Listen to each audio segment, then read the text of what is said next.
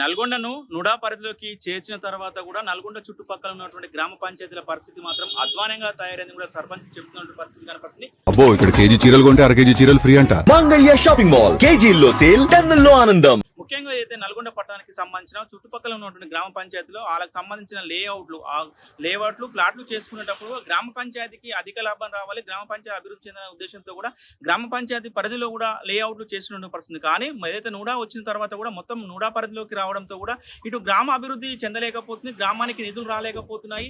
మేము ఎట్లా గ్రామాన్ని అభివృద్ధి పంచుకోవాలని కూడా సర్పంచులు నానా ఇబ్బంది పడుతున్న పరిస్థితి. ఏది కూడా నూడా పరిధిలోకి వస్తున్న క్రమంలో కూడా గ్రామ పంచాయతీ నుంచి ఎలాంటి పర్మిషన్స్ లేవు, మొత్తం నూడానే చూసుకుంటుంది. కాబట్టి మా పరిస్థితులు మాత్రం అధ్వానంగా మొత్తం కూడా గ్రామాలలో కూడా అభివృద్ధి మొత్తం కుంటిపడిపోతున్నాం కూడా ఆ సర్పంచులు వాపోతున్న పరిస్థితి. కొంతమంది సర్పంచులు వారితో కూడా మాట్లాడే ప్రయత్నం చేద్దాం. సార్ ఏంటి మొత్తం కూడా ఈ రోజు నల్గొండ మున్సిపల్ కార్యాలయానికి వచ్చి కూడా మీరు అప్లికేషన్ ఇచ్చారు, ఏంటి నూడా సంబంధించిన మా యొక్క గ్రామం అనేది నుడా పరిధిలోకి వస్తుంది. నల్గొండ చుట్టుపక్కల 42 రెవెన్యూ శివారు గ్రామాలు అనేది నుడాలో చేర్చడం జరిగింది.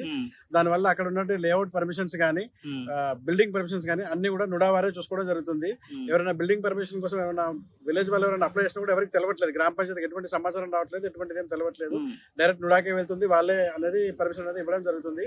కానీ ఎస్పెషల్లీ లేఅవుట్ల విషయంలో వాళ్ళు డెవలప్మెంట్ యాక్టివిటీస్ చేస్తున్నారు. రీసెంట్గా ఒక లేఅవుట్ డెవలప్మెంట్ యాక్టివిటీస్ చేస్తుంటే మేము వెళ్ళి వాళ్ళని అడగడం జరిగింది, మీకు లేఅవుట్ పర్మిషన్ వచ్చిందా, మీరు ఇట్లా సీసీ రోడ్స్ వేస్తున్నారు, డ్రైనేజ్ వేస్తున్నారు, మీకు ఎవరిచ్చారు పర్మిషన్ అంటే లేదు మాకని, మీ గ్రామ పంచాయతీ మాకు ఎటువంటి సంబంధము లేదు, నుడా వల్లే పర్మిషన్ ఇచ్చినారు అని చెప్పడం జరిగింది. మేము వాళ్ళకి నోటీస్ కూడా సర్వ్ చేయడం జరిగింది.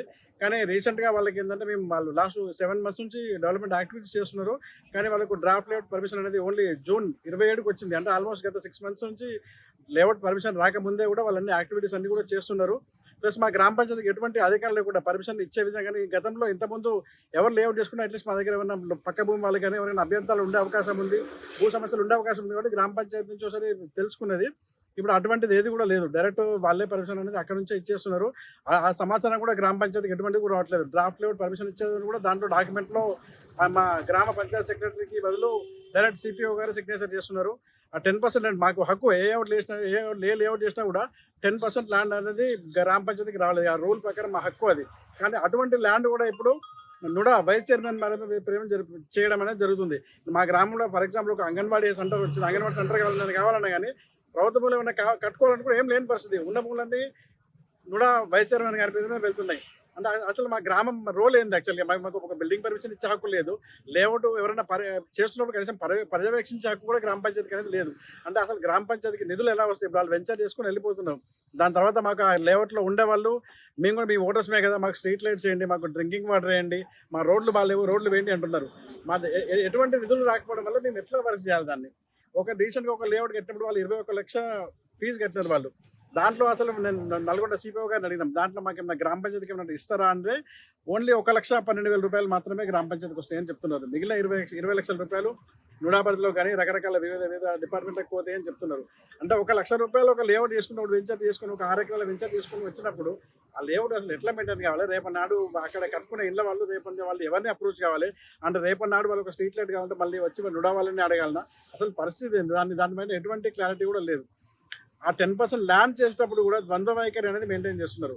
అన్నపర్తి గ్రామంలోనేమో 10% ఏదైతే 10% ల్యాండ్ ఉందో అది నుడా వైస్ చైర్మన్ గారి పేరు మీద చేయడం జరిగింది. మా పక్క గ్రామం అయినటువంటి సేమ్ ఇదే నుడా పరిధిలో వచ్చినటువంటి ఎల్లాడిగూడెంలో సేమ్ అక్కడ కూడా రీసెంట్గానే వెంచర్ చేసినారు. అక్కడనేమో 10% ల్యాండ్ అనేది గ్రామ పంచాయతీ పేరు మీద చేసినట్లు మాకు తెలిసింది. అంటే ప్రభుత్వం అట్లాంటి ద్వంద్వ అధికారాలు సపరేట్ ఒక్కొక్క గ్రామంలో ఒక్కో విధంగా చేసేలా ఏమన్నా అధికారాలు ఏమైనా వాళ్ళకి నుడా వారికి కట్టబెట్టిందా, లేకుంటే ఇక్కడ లోకల్లో వీళ్ళే ఏమైనా అట్లా చేస్తున్నారని మేము తెలుసుకోవాలంటున్నాం. సార్ ముఖ్యంగా గ్రామ పంచాయతీకి సంబంధించి ఇప్పుడు అన్నపర్తి గ్రామ పంచాయతీ ఆ సంబంధించిన భూములు మొత్తం కూడా గ్రామ పంచాయతీ పరిధిలోనే ఉన్నటువంటి పరిస్థితులు ముఖ్యంగా కూడా మీకు సమాచారం ఇవ్వాల్సిన అవసరం కూడా ఉంటుంది కదా. గతంలో ఇట్లనే కొనసాగిందా, ఈ నుడా వచ్చిన తర్వాత ఇట్లా అవుతుంది? లేదు, నుడా వచ్చిన కొత్తలో కూడా గతంలో కూడా మాకు గ్రామ పంచాయతీ కదా ఇన్ఫర్మేషన్ అనేది ఉండేది. ఇప్పుడు ఈ కొత్తగా సర్పంచులు అయిన దగ్గర స్పెషల్ ఆఫీసర్ పీరియడ్లో ఏం జరిగింది అనేది తెలియదు. కొత్తగా సర్పంచ్లు అయిన దగ్గర నుంచి లాస్ట్ గత 6-7 నెలల నుంచి మాత్రం గ్రామ పంచాయతీలకు ఎటువంటి ఇన్ఫర్మేషన్ కూడా రావట్లేదు. గతంలో ఉండింది, నుడా పరిధిలోకి వచ్చిన తర్వాత కూడా కొన్ని వెంచర్లు అనేది మా దగ్గర చేయడం జరిగింది. కానీ కంపల్సరీ గ్రామ పంచాయతీకి ఇన్ఫర్మేషన్ అప్పుడు ఇంటిమేషన్ ఇచ్చినారు. ఏదైతే 10% ల్యాండ్ కానీ రోడ్స్ కానీ గ్రామ పంచాయతీ పేరు మీద చేయడం జరిగింది గతంలో కూడా. కానీ ఈ లాస్ట్ కొత్త సర్పంచ్ వచ్చిన దగ్గర నుంచి మాత్రం ఆ పరిస్థితి లేకుండా. ఇప్పుడు ఈ విషయంపై కూడా మీరు అధికారులను అడిగారు, అధికారులను సంప్రదిస్తే అధికారుల నుంచి ఎలాంటి స్పందన వస్తుంది, గ్రామాభివృద్ధి ఈ విధంగా కొనసాగుతుంది? గ్రామాభివృద్ధి కనుక చూస్తే ఇటువంటి నిధులు లేకపోవడం వల్ల ఎటువంటి ఏం చేయలేకపోతే ఇప్పుడు మీరు కూడా తెలుసు స్టేట్ ఫైనాన్స్ నుంచి మాకు గవర్నమెంట్ నుంచి ఇంతవరకు స్టేట్ ఫైనాన్స్ నుంచి ఒక్క రూపాయి కూడా రాలేదు. ఓన్లీ సెంట్రల్ ఫైనాన్స్ నుంచి వచ్చిన సెంట్రల్ ఫైనాన్స్ నిధులతోనే మేము గ్రామ పంచాయతీలు ఉండే రెగ్యులర్ మంచి సౌకర్యం కానీ వివిధ పారిశుద్ధ్యం కానీ ఇవన్నీ కూడా చూసుకుంటున్నాము.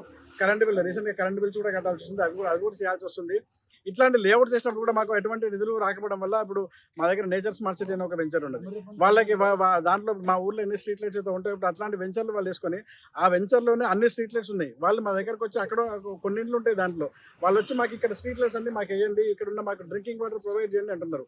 మేము నిధులు ఎక్కడి నుంచి తీసుకోవాలి మరి వచ్చి అప్పుడు మీరు సర్పంచ్ గా మేము ఎన్నుకున్నప్పుడు అడిగే బాధ్యత కూడా ప్రజలది ఉంటుంది. వాళ్ళు వచ్చినప్పుడు సమాధానం ఏం చెప్తున్నారు? అది మేము కూడా పెద్ద పై అధికారుల దృష్టికి తీసుకెళ్తున్నాం తప్ప మేము కూడా ఏం చేయలేకపోతున్నాం. మీరు రీసెంట్ కలెక్టర్ గారి దగ్గరికి డిపిఓ గారి దగ్గర కూడా ఇట్లాంటి సమస్యలు మేము తీసుకోవడం జరిగింది.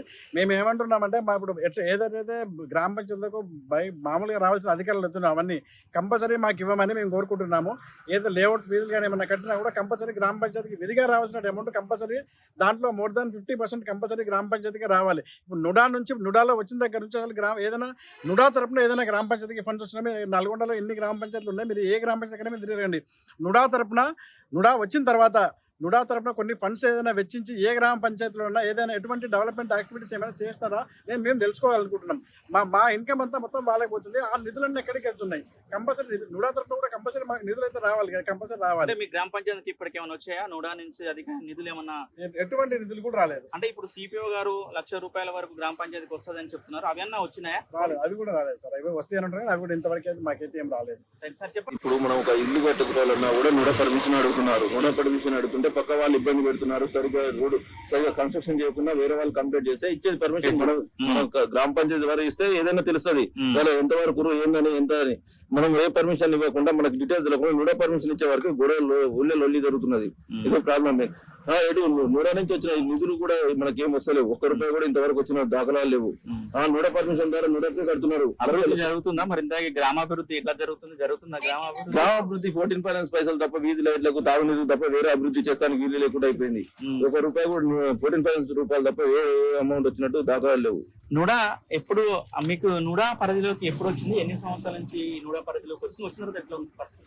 నూడాకు వచ్చి ఇప్పుడు 4 సంవత్సరాలు అవుతుంది. 4 సంవత్సరాల నుంచి ₹1 కూడా రాలేదు. ఇంతకుముందు ఈ పాస్ ద్వారా కూడా డీటెయిల్స్ అన్న చూసుకునేది. ఇప్పుడు ఆ డీటెయిల్స్ చూసుకునేది కూడా వీలు లేకుండా అయింది. ఏమైనా నడితే నూడా పర్మిషన్ నూడా కానీ తెలుసుకుంటారు. నూడా ఆఫీస్కి వస్తే ఇక్కడ మున్సిపాలిటీ ఆఫీస్కి వస్తే ఇక్కడ కాదు కలెక్టర్ అంటారు. ఏదైనా ఇన్ఫర్మేషన్ కూడా ఇస్తాయి. అసలు పర్మిషన్ ఉందా లేదా అని కూడా తెలుసుకునే పరిస్థితి లేదు. అంటే మీరు ఆఫీస్కి వస్తున్నారు, ప్రతి 2 రోజులకు ఒకసారి చెప్తున్నారు, ఏమో సమాధానం వస్తుంది అధికారుల నుంచి, ఏం చెప్తున్నారు? ఈ నూడా పర్మిషన్ మా దగ్గర లేదు, కలెక్టరేట్ అంటారు. కలెక్టరేట్ పోతే మున్సిపాలిటీ ఆఫీస్ అంటారు. మున్సిపాలిటీ ఆఫీస్ ఎండిఓ కానీ ఉంటుంది అంటున్నారు. ఎక్కడికి పోయినా సరైన సమాధానం లేక ఇబ్బంది అవుతుంది. మాకు ఇన్ఫర్మేషన్ కూడా తెలుస్తలేదు.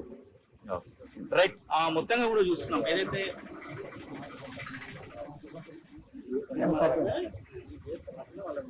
మొత్తం కూడా మనం చూస్తున్న పరిస్థితి కనపడుతుంది. ఏదైతే నల్గొండ నుడా పరిధిలోకి వచ్చిన తర్వాత నల్గొండ చుట్టుపక్కల ఉన్నటువంటి గ్రామ పంచాయతీల పరిస్థితి మొత్తం అధ్వానంగా తయారని కూడా చెప్తున్న పరిస్థితి. గ్రామ పంచాయతీలో గతంలో కూడా ఎవరైనా ఆ గ్రామ పంచాయతీకి సంబంధించిన భూముల్లో కూడా ప్లాట్లు చేయించి కూడా దానికి సంబంధించి కూడా గ్రామ పంచాయతీకి ఇంత పర్సెంటేజ్ ఉండదు, గ్రామ అభివృద్ధి చేయడం కొరకు కూడా దానికి ఉండవలసిన. కానీ నుడా పరిధి వచ్చిన తర్వాత కూడా మొత్తం కూడా నుడాకి రావడం వల్ల కూడా గ్రామంలో కూడా ఎలాంటి అభివృద్ధి చేయలేకపోతున్నాము, బోర్లు వేయలేకపోతున్నాము, రోడ్లు వేయలేకపోతున్నాము అని కూడా గ్రామ సర్పంచులు చెప్తున్న పరిస్థితి. మొత్తం కూడా గ్రామస్తులు కూడా మమ్మల్ని అడుగుతున్న పరిస్థితి ఉంది. మీరు ఎన్నికల్లో వచ్చినప్పుడు గ్రామాభివృద్ధిని చేస్తామని చెప్పారు, చెప్పిన తర్వాత కూడా ఇప్పుడు ఎందుకు గ్రామం అభివృద్ధి చేయలేకపోతున్నాను వాళ్ళు చెప్పడంతో కూడా మేము చేసేది ఏం లేక కూడా ఇటు ఆఫీసుల చుట్టూ తిరుగుతున్నా కూడా ఆఫీసులో కూడా ఎలాంటి స్పందన రావట్లేదు అని కూడా చెప్తున్నారు. ఇది నుడాకు వర్తిస్తుందా, గ్రామ పంచాయతీకే వస్తుందా, ఒక గందరగోళ పరిస్థితి కూడా ఉందని కూడా చెప్తున్నారు. ఇప్పటికైనా అధికారులు స్పందించి ఒక క్లారిటీ ఇవ్వాలని కూడా చెప్తున్నారు. ఇది నుడాకు వర్తిస్తుందా, నుడాకు వర్తిస్తే ఆ గ్రామ పంచాయతీకి వాటా ఎంత ఉంటుంది, వాటా గ్రామ పంచాయతీ సంబంధించిన వాటా వస్తుందా, మొత్తం నుడాకు వస్తుందా, నుడా నుంచి గ్రామ పంచాయతీకి ఏమైనా వస్తుందా, మొత్తం కూడా ఒక క్లారిటీ రావాలని కూడా ఈ సర్పంచులు ఆవేదన వ్యక్తం చేస్తున్న పరిస్థితి. ఏది ఏమైనా కూడా ఇప్పటికైనా కూడా